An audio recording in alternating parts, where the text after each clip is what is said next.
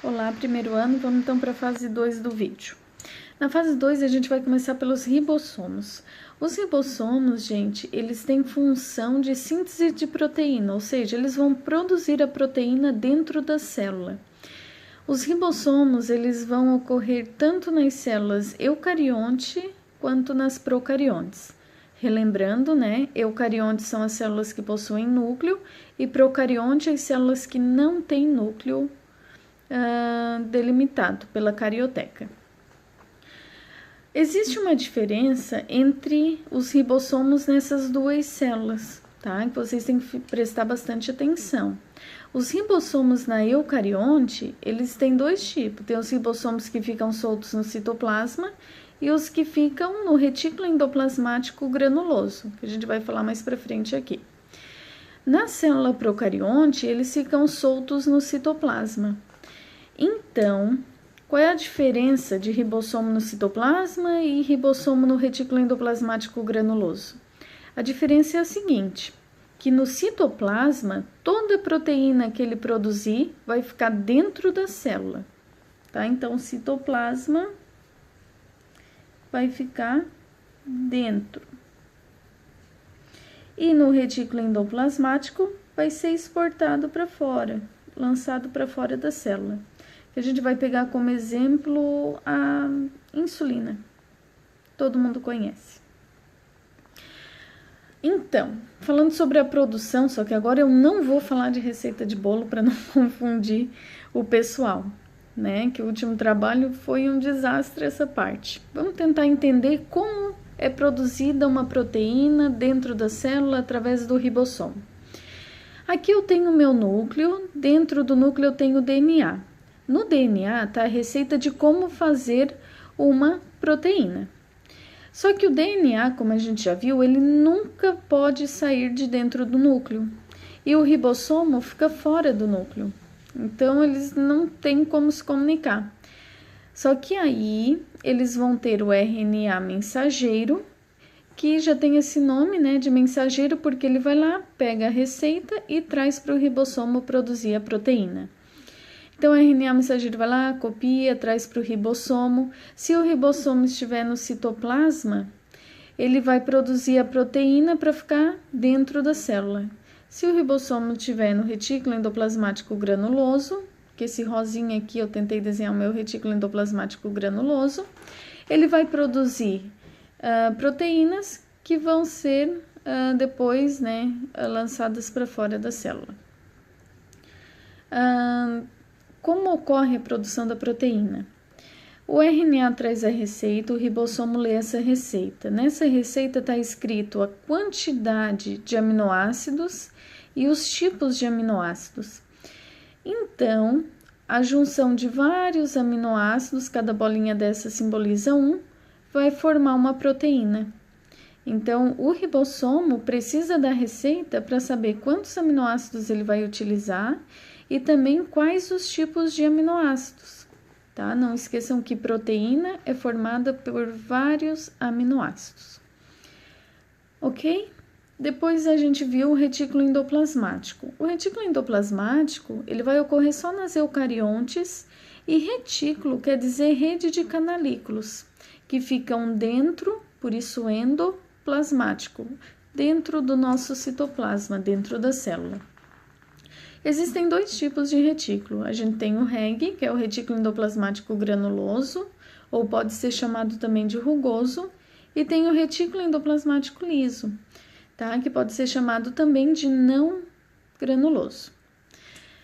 O retículo endoplasmático granuloso, ele vai possuir ribossomos. Então, a gente pode comparar ele com a visualização aí de um morango. Todos aqueles pontinhos no morango seriam os nossos ribossomos. A função do retículo endoplasmático granuloso é fazer a síntese de proteína, né? Que eu acabei de explicar para vocês como ocorre essa formação da proteína.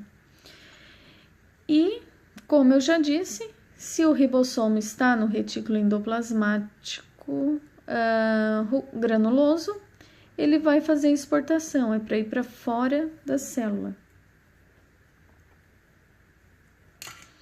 E aí a gente usou como exemplo a insulina. né, que é um hormônio que é produzido lá pelos ribossomos no retículo endoplasmático granuloso.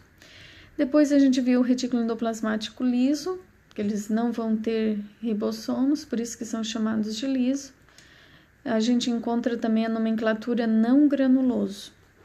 A função dele é diferente, vai ser a síntese de lipídios, que vão formar outros tipos de hormônios, que a gente chama de hormônios esteroides, que no caso pode ser o colesterol ou a testosterona. Só que não é só essa função, né?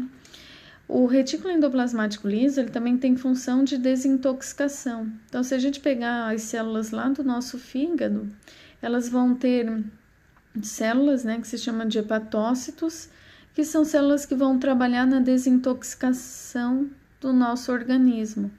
Que aí em sala eu dei o exemplo do álcool, né? Quando a gente ingere muito álcool, o nosso retículo endoplasmático ele tende a aumentar o seu volume para fazer a desintoxicação, ou seja, retirar o álcool da nossa circulação sanguínea.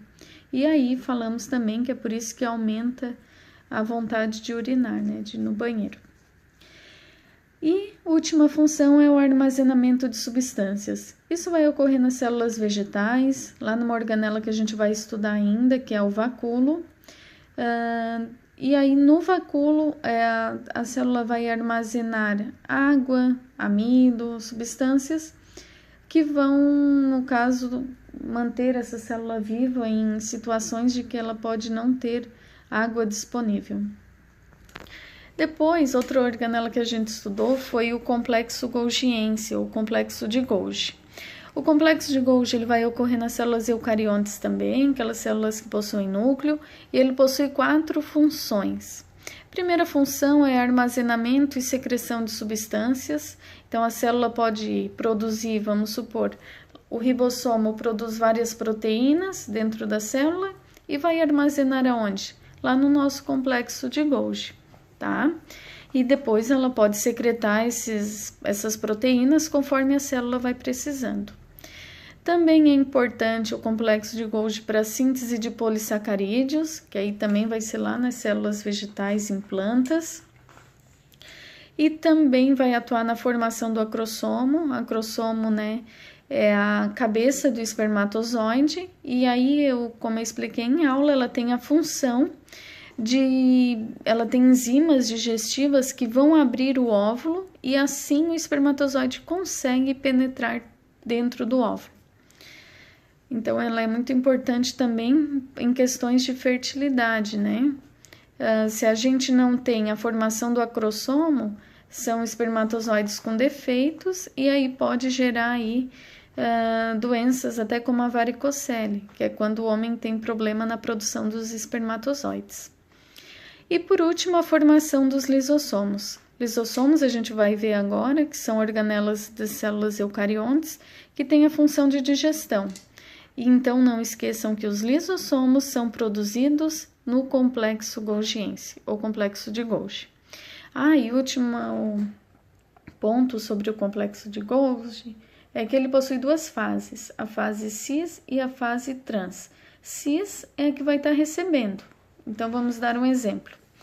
O nosso ribossomo aqui produziu a proteína, né?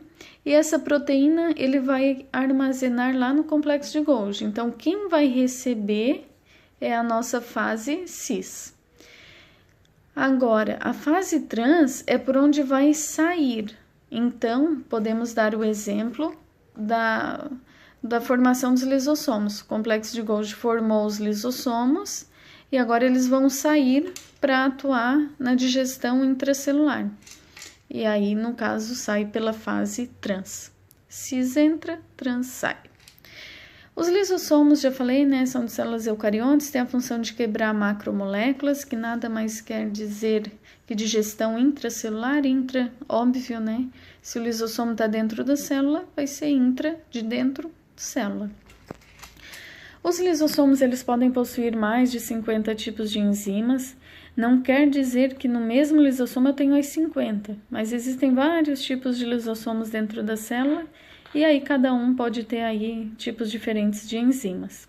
Exemplo, a gente tem uma enzima que se chama protease, que ela quebra a molécula de proteína, tem a nuclease, que quebra moléculas de ácidos nucleicos, que pode ser DNA ou RNA. Então, cada enzima vai estar digerindo aí uma substância dentro da célula. Como é digestão, né, igual o nosso estômago, elas também vão ter o pH bem ácido, em torno de 5.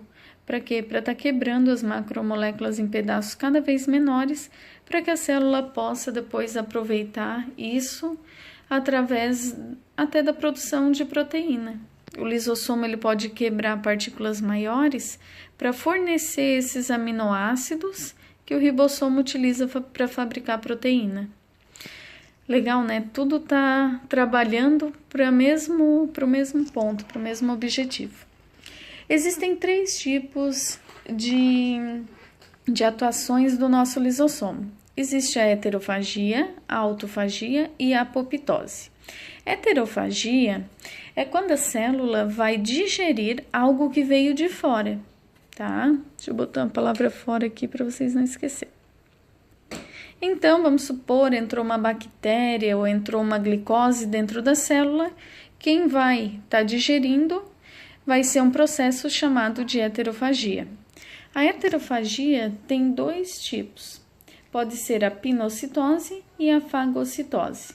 Pinocitose, lembrando que são partículas líquidas que entram dentro da célula, que vem de fora, e que vão ser digeridas.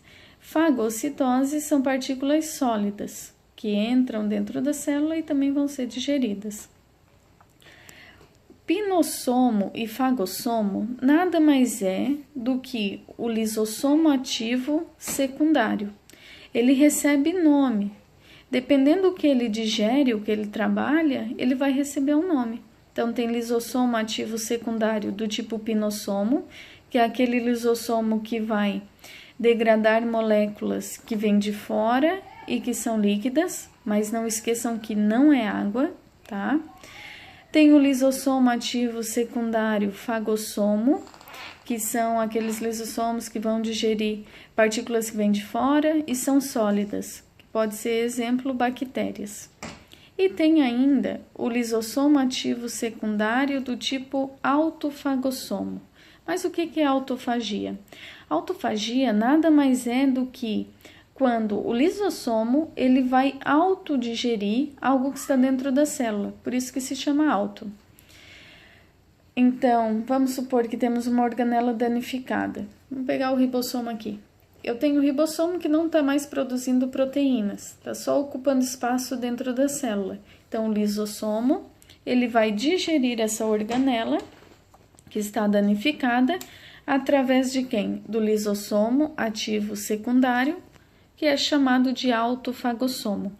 Então, só para ficar bem claro isso, pinossomo, fagossomo e autofagossomo nada mais são que 3 tipos diferentes de lisossomo ativo secundário. Professor, e o inativo, esse primário? O primário, ele é muito novinho ainda, ele ainda não aprendeu como trabalhar. Ele não sabe se vai ser um pinossomo, um fagossomo ou um autofagossomo. Então, o que ele faz?